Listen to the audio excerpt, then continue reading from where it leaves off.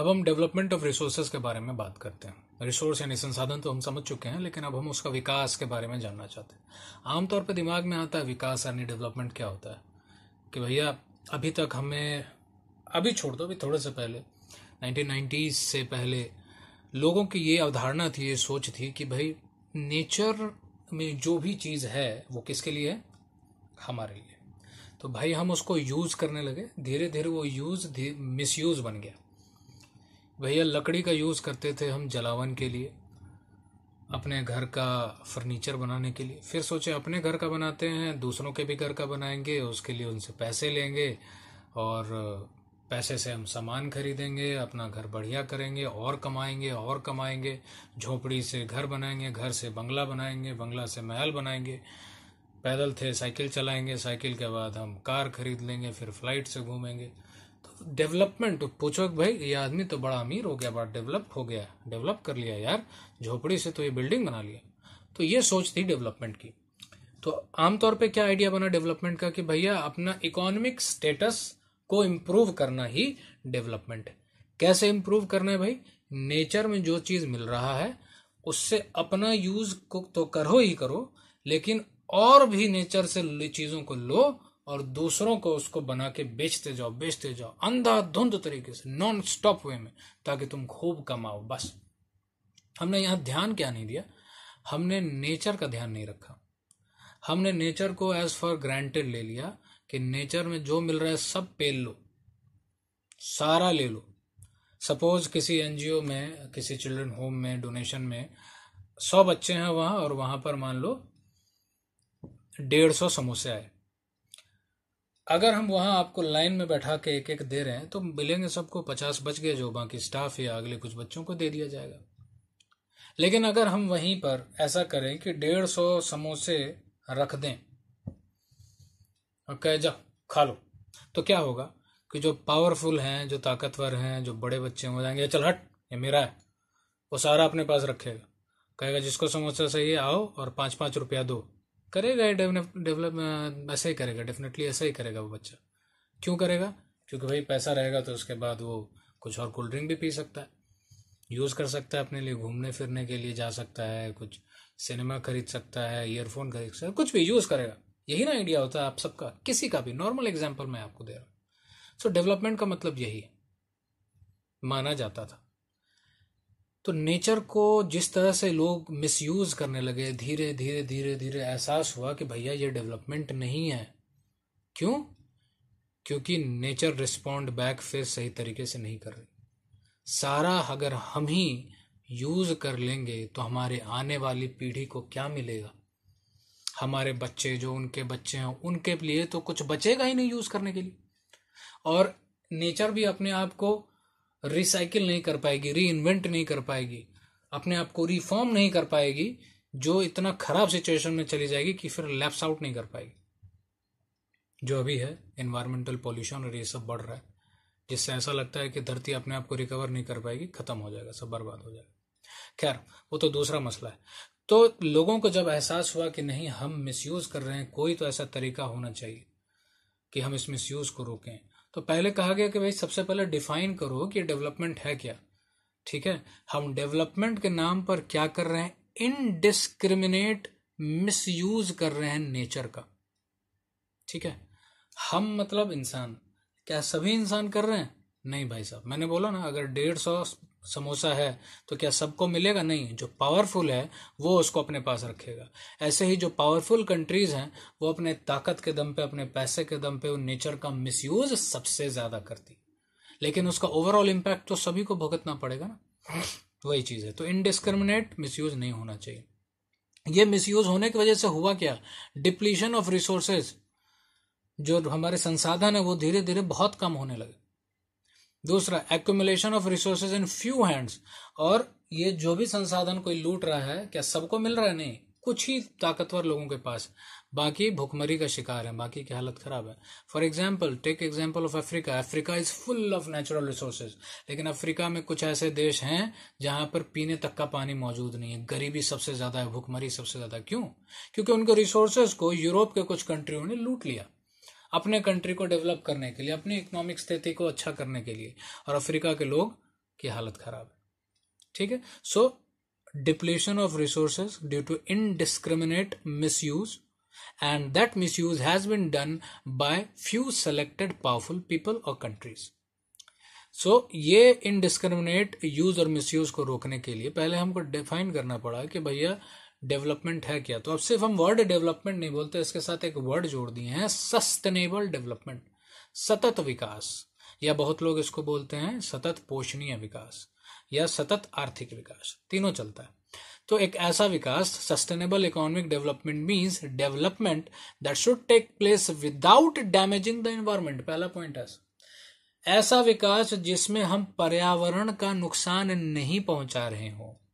And development in present should not compromise with the needs of the future, और उस use के वजह से हमारे आने वाली पीढ़ी को कोई समस्या ना हो, तभी हम उसको सतत विकास कह सकते हैं।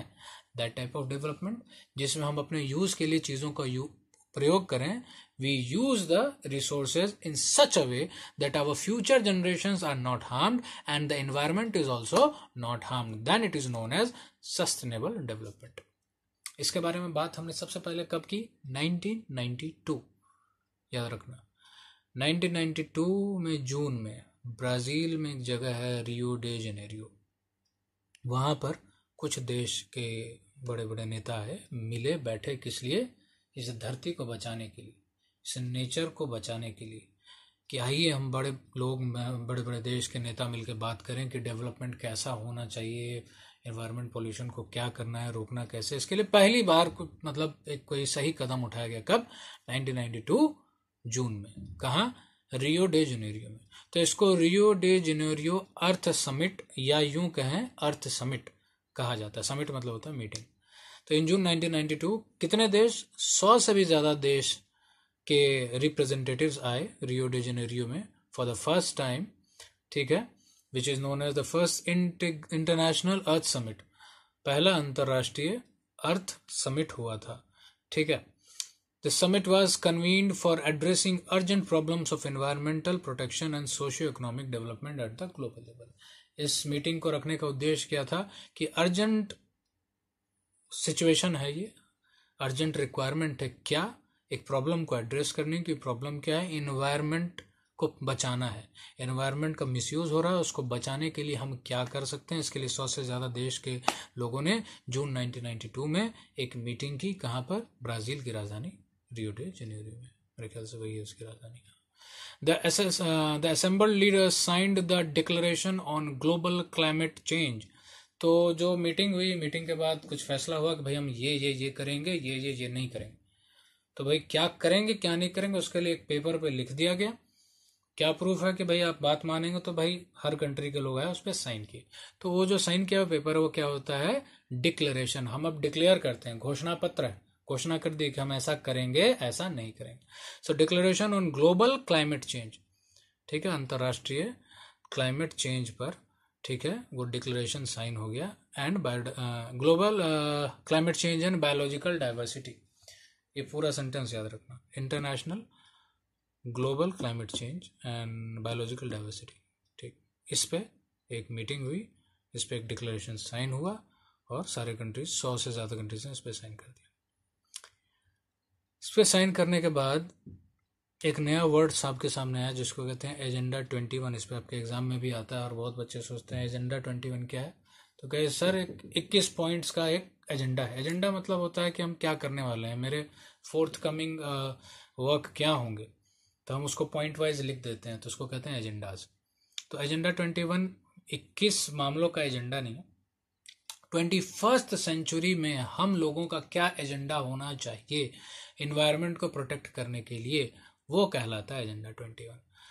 तो रियो convention endorsed the global forest principle and adopted agenda 21 for achieving sustainable development in 21st century। 21वीं सदी में सस्टेनेबल डेवलपमेंट को अचीव करने के लिए इस अर्थ समिट में क्या इंडोर्स किया गया, किस पे सहमति बनी कि भाई हम ग्लोबल फॉरेस्ट प्रिंसिपल को फॉलो करेंगे और अडॉप्ट करते हैं क्या, एजेंडा 21 को, जो 21वीं सदी में हम एनवायरनमेंट को प्रोटेक्ट करने के लिए बनाए हैं। तो एजेंडा 21 क्या है आपको पूछा जा सकता है। It is the declaration signed by the world leaders in 1992 Rio Earth summit at the UNCED. UNCED का फुल फॉर्म पूछा जा सकता है, United Nations conference on environment and development sorry, which took place at Rio de Janeiro Brazil. Simple है, Earth summit जो हुआ था रियो de Janeiro Brazil में 1992 में, उसमें जो डिक्लेरेशन साइन हुआ था उसको ही एजेंडा 21 भी कहा जाता है। अर्थ समिट का दूसरा नाम क्या था? यूनाइटेड नेशंस ने करवाया था UN conference on environment and development. Environment को लेके और विकास को लेके यूएन के द्वारा एक आयोजन किया गया, UNCED, UN conference on environment and development 1992 Rio de Janeiro में ही।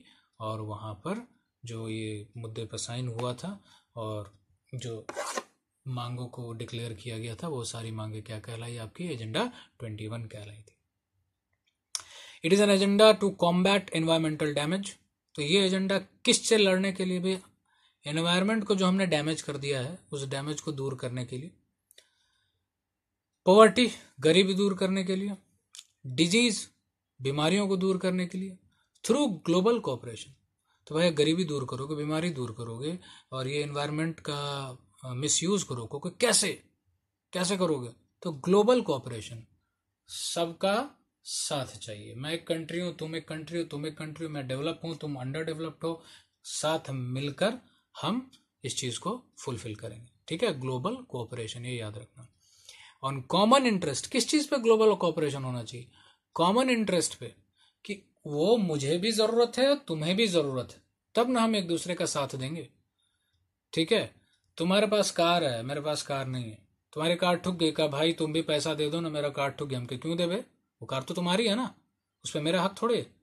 लेकिन पीने का पानी या हवा, उस पर मेरा भी हक है, तुम्हारा भी हक, तो उसको साफ करने के लिए तुम भी रिस्पॉन्सिबल हो, वो भी रिस्पॉन्सिबल, तो तुम दोनों का कॉमन इंटरेस्ट है।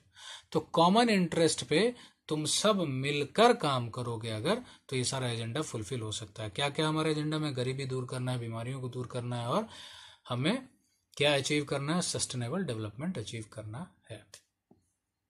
तो यही एजेंडा 21 का। One more objective of the agenda 21 is that every local government should draw its own local agenda 21। और ऐसा नहीं है कि एजेंडा 21 भाई ये नेता लोग मिले 100 देश के ज्यादा प्रतिनिधि और कुछ चीज लिख दिए हम सब वही करेंगे, नहीं। इतने सारे देश हैं, 7 महादेश में लगभग 190 से भी ज्यादा देश हैं। हर देश की आर्थिक स्थिति अलग है, सामाजिक स्थिति अलग है, उस देश के अंदर का माहौल अलग है।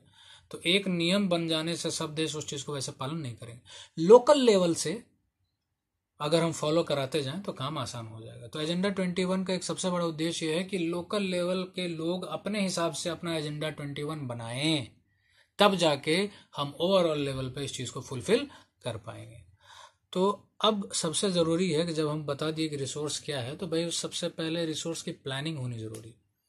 सिंपल सा एग्जांपल है कि अगर तुम्हारे पास तुम कुछ करना चाहते हो, बड़े होके डॉक्टर बनना चाहते हो, तो सबसे पहले तुम्हारे पास क्या होना चाहिए? एक प्लान। कि डॉक्टर ऐसे नहीं कि सोच लिए और कल डॉक्टर बन गए। डॉक्टर बनने के लिए क्या क्या जरूरी, कितना पढ़ना पड़ता है, कितना खर्चा होता है, क्या रिक्वायरमेंट्स है, क्या क्वालिफिकेशन है, ये सारी प्लान तुम्हारे पास अगर पहले से हो और फिर उसके हिसाब से तुम उस पर काम करो, तभी कोई चीज पॉसिबल है। तो रिसोर्स को हमको मिसयूज से बचाना है, एनवायरनमेंट को प्रोटेक्ट करना है, रियो समिट, अर्थ समिट के हिसाब से एजेंडा 21 को फुलफिल करना है। तो ये सब करने के लिए हमको कुछ करना पड़ेगा ना। और सबसे पहले क्या करना होगा? प्लानिंग करना पड़ेगा। किसके बारे में? अपने रिसोर्स के बारे में। तो प्लानिंग किसकी जरूरी है?